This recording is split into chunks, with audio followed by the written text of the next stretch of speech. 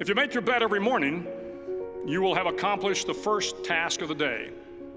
It will give you a small sense of pride, and it will encourage you to do another task, and another, and another.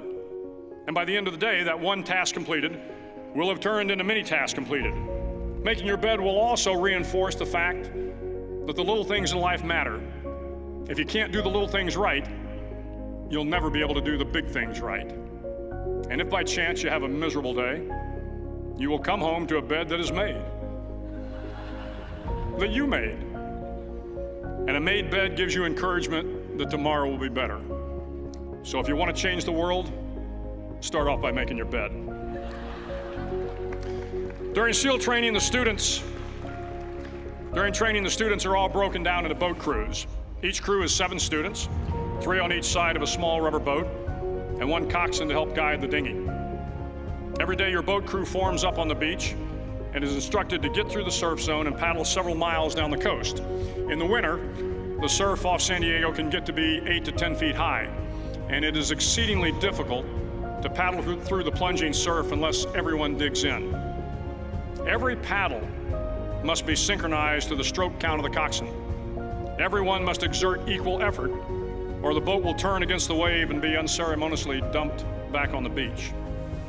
For the boat to make it to its destination, everyone must paddle. You can't change the world alone. You will need some help. And to truly get from your starting point to your destination takes friends, colleagues, the goodwill of strangers, and a strong coxswain to guide you. If you want to change the world, find someone to help you paddle. Over a few weeks of difficult training, my SEAL class, which started with 150 men, was down to just 42. There were now 6 boat crews of 7 men each. I was in the boat with the tall guys, but the best boat crew we had was made up of the little guys, the Munchkin crew, we called them. No one was over 5'5". The Munchkin boat crew had 1 American Indian, 1 African American, 1 Polish American, 1 Greek American, 1 Italian American, and 2 tough kids from the Midwest. They out-paddled, outran, and outswam all the other boat crews. The big men in the other boat crews would always make good-natured fun of the tiny little flippers the Munchkins put on their tiny little feet prior to every swim. But somehow these little guys from every corner of the nation and the world always had the last laugh, swimming faster than everyone and reaching the shore long before the rest of us. SEAL training was a great equalizer. Nothing mattered but your will to succeed, not your color, not your ethnic background, not your education, not your social status. If you want to change the world, measure a person by the size of their heart, not by the size of their flippers. Several times a week, the instructors would line up the class and do a uniform inspection. It was exceptionally thorough. Your hat had to be perfectly starched, your uniform immaculately pressed, your belt buckle shiny and void of any smudges. But it seemed that no matter how much effort you put into starching your hat or pressing your uniform or polishing your belt buckle, it just wasn't good enough. The instructors would find something wrong.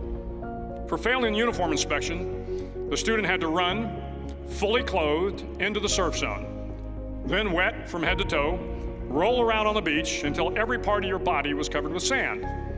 The effect was known as a sugar cookie. You stayed in the uniform the rest of the day, cold, wet, and sandy. There were many a student who just couldn't accept the fact that all their efforts were in vain, that no matter how hard they tried to get the uniform right, it went unappreciated. Those students didn't make it through training. Those students didn't understand the purpose of the drill. You were never going to succeed.